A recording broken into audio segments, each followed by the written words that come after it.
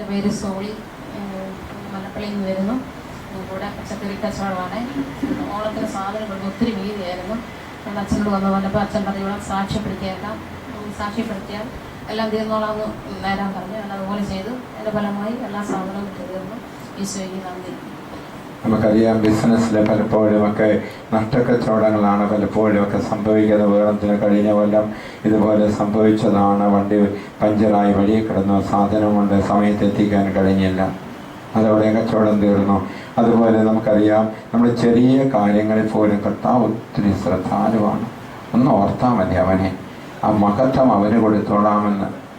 പ്രാവശ്യത്തെ കടയിൽ കച്ചവടത്തിൽ അങ്ങനെ നഷ്ടമൊന്നും വരാതിരിക്കുവാനായിട്ടും അത് കർത്താവിൻ്റെ അഭിഷേകം, കർത്താവിൻ്റെ സംരക്ഷണം ഉണ്ടാകുവാനായിട്ടും ഇടയായി.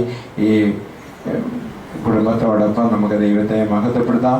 Hallelujah, hallelujah, hallelujah.